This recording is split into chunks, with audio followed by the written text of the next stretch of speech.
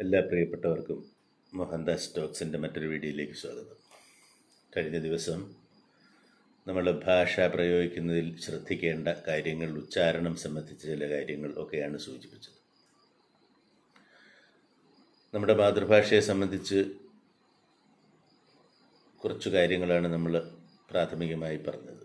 പ്രധാനമായും ഇംഗ്ലീഷ് ഭാഷാ പ്രയോഗം, നന്നായി ഇംഗ്ലീഷ് കൈകാര്യം ചെയ്യാനുള്ള ശേഷി വർദ്ധിപ്പിച്ചെടുക്കുക തുടങ്ങിയ കാര്യങ്ങളാണ് നമ്മൾ ചർച്ച ചെയ്യുന്നത്. എൻ്റെ ദീർഘകാലത്തെ അനുഭവം കൊണ്ട് ഞാൻ മനസ്സിലാക്കിയ ഒരു കാര്യം, സാമാന്യമായി ഇംഗ്ലീഷ് ഭാഷ കൈകാര്യം ചെയ്യുന്നതിന് ഒരു ഡിഗ്രി തലത്തിലൊക്കെ ആവുമ്പോഴേക്ക് കുറച്ചു കുട്ടികൾ കഴിവ് ആർജിക്കാറുണ്ട്. പക്ഷേ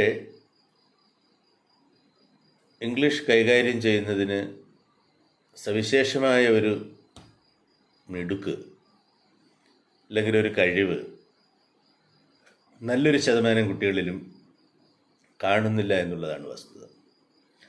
അതിനൊരു കാര്യം എനിക്ക് തോന്നിയിട്ടുള്ളത്, അവർ ശരിയായി ഗ്രാമർ അല്ലെങ്കിൽ വ്യാകരണം പഠിക്കുന്നില്ല, നല്ല പദസമ്പത്തില്ല, നല്ല വായനയില്ല, സാന്ദർഭികമായി വാക്കുകൾ പ്രയോഗിക്കാനുള്ള ഒരു സവിശേഷമായ കഴിവ് പല കുട്ടികളിലും കാണുന്നില്ല. ഭാഷാപ്രയോഗത്തിൻ്റെ ഒരു പ്രത്യേകത എന്ന് പറയുന്നത്, സന്ദർഭത്തിന് അനുഗുണമായ രീതിയിൽ വാക്കുകൾ അധികം ആലോചന കൂടാതെ പെട്ടെന്ന് തന്നെ നാവിൻ തുമ്പിൽ അല്ലെങ്കിൽ നമ്മുടെ പേനത്തുമ്പിൽ വരികയും അതിന് ഒരാവിഷ്കാരം നൽകുന്നതിന് നമുക്ക് കഴിവുണ്ടാവുകയും ചെയ്യുക എന്നുള്ളതാണ്. ഇത് പലപ്പോഴും ഉണ്ടാവുന്നില്ല. അതിന് ചില കാരണങ്ങൾ എനിക്ക് തോന്നിയിട്ടുണ്ട്. ഒന്ന്, ഭാഷയിൽ ഒരു അഭിരുചി ഉണ്ടാവണം.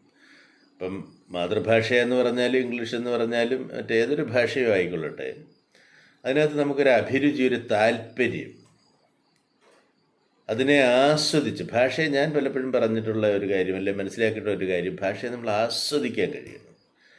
ഭാഷയ്ക്കൊരു ജീവനുണ്ട്, ഒരു സത്തയുണ്ട്, അത് നമുക്ക് ആസ്വദിക്കാൻ പറ്റണം. ഭാഷയ്ക്ക് ഒരു ശരീരമുണ്ട്, വാക്കുകൾക്കൊരു ശരീരമുണ്ട്. ഇപ്പം നമ്മൾ കല്ല് എന്ന് പറയുമ്പോൾ അതിനകത്തൊരു കട്ടിയുണ്ട്, അതേസമയത്ത് ചെളി എന്ന് പറയുമ്പോൾ അതിനകത്തൊരു മൃദുത്വമാണ് വരുന്നത്. അപ്പോൾ ഓരോ വാക്കിനും, ഭീമസേനൻ എന്ന് പറഞ്ഞാൽ ആ കരുത്തവിടെ വരികയാണ്. ചീരത്തണ്ട് എന്ന് പറയുമ്പോൾ അതിൻ്റെ ആ നമ്മൾ ഉപയോഗിക്കുമ്പോൾ ഉണ്ടാകുന്ന ആ ഒരു പ്രയോഗത്തിൻ്റെ പ്രത്യേകത.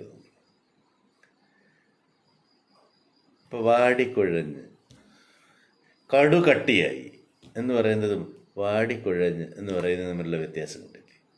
അപ്പോൾ ഭാഷയ്ക്കൊരു സത്തയുണ്ട്, ഒരു ജീവനുണ്ട്, ഒരാത്മാവുണ്ട്, വാക്കുകൾക്ക് ശക്തിയുണ്ട്, വാക്കുകൾക്കൊരു കരുത്തുണ്ട്. അപ്പം അതൊക്കെ അറിഞ്ഞ് ആസ്വദിച്ച്, ഭാഷയെ ആസ്വദിച്ച് ഹൃദയത്തിലേറ്റി പ്രയോഗിക്കണം, മനസ്സിലാക്കണമെന്നാണ് ഞാൻ പലപ്പോഴും ചിന്തിച്ചു പോയിട്ടുള്ളത്. ഏതായാലും അത് നമുക്ക് മലയാള ഭാഷയിലെ കാര്യങ്ങൾ കൂടെ ഇതിനകത്ത് ഇടയ്ക്ക് ഉൾച്ചേർന്ന് പോകാം. ഇപ്പം ഇംഗ്ലീഷിൽ ശരിക്കും നമ്മൾ ഇപ്പോൾ ചിന്തിക്കാൻ കഴിയുന്നത് നമുക്ക് മാതൃഭാഷയിലാണ്. ഇപ്പോൾ ത എന്നും ല എന്നും നമ്മൾ എഴുതുകയും തല എന്ന് വായിക്കുകയും അതിൻ്റെ അർത്ഥം തല എന്ന് തന്നെയാണ്. അതേസമയത്ത് ഇംഗ്ലീഷിൽ അത് HEAD, ഹെഡ് എന്ന് എഴുതുകയും പിന്നെ തല എന്ന അർത്ഥം നമ്മൾ ചിന്തിച്ച് അല്ലെ മനസ്സിലാക്കിയെടുക്കുകയും ചെയ്തു.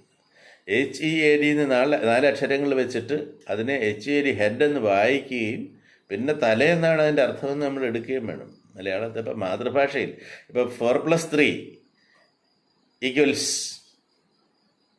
7 എന്ന് നമ്മൾ പറയുന്നു. 4 + 3 = 7 എന്ന് നമുക്ക് ചിന്തിക്കാം. പക്ഷേ 4+3 = 7 എന്ന് പറയുമ്പം ആ 4ൻ്റെ ഭാഗത്ത് 4ഉം 3യുടെ ഭാഗത്ത് 3ഉം 7ൻ്റെ ഭാഗത്ത് നമ്മൾ അല്ലെങ്കിൽ 7 എന്നുള്ളത് 7 എന്നും നമ്മളവിടെ ചിന്തിച്ച് എടുക്കേണ്ട ഒരു താമസം വരും. അപ്പം ചിന്ത എപ്പോഴും നമ്മുടെ മാതൃഭാഷയിലേ നടക്കുന്നു. ഈ ഒരു പ്രശ്നമുണ്ട് വൈദേശിക ഭാഷ പഠിക്കുമ്പോൾ.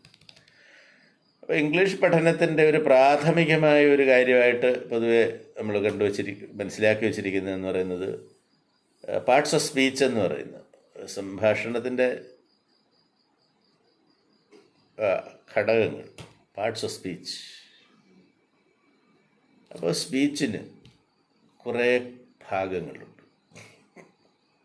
അത് ഏതൊക്കെയാണ് എന്നുള്ള വിശദമായ ഒരു ചർച്ച നമുക്ക് അടുത്ത ക്ലാസ്സിൽ നടത്താൻ പറ്റും. വലിയ വീഡിയോകൾ അപ്ലോഡ് ചെയ്യുന്നതിനകത്ത് കുറച്ചധികം ബുദ്ധിമുട്ട് അനുഭവപ്പെടും. ഞാനൊരു 10 മിനിറ്റെങ്കിലും ഉള്ള വീഡിയോ വെച്ച് ചെയ്യാമെന്ന് കരുതുകയായിരുന്നു. പക്ഷേ അത് പറ്റുന്നില്ല. അത് സെൻഡ് ആവാൻ എന്തൊക്കെയോ പ്രശ്നമുണ്ട്. അതുകൊണ്ടാണ് വളരെ ചെറിയ വീഡിയോകൾ ഇടുന്നത്. ഏതായാലും പാർട്സ് ഓഫ് സ്പീച്ചിൽ കൊണ്ട് നമുക്ക് നാളെ ഇതിൻ്റെ കൂടുതൽ കാര്യങ്ങളിലേക്ക് പോകാം എന്നാണ് കരുതുന്നത്.